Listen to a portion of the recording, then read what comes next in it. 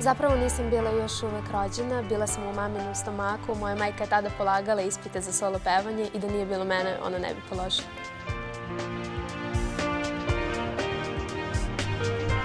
Ritm je odstupanje od normalnog srčanog ritma, svako srce kuca drugačije, a ono zaljubljeno posebno.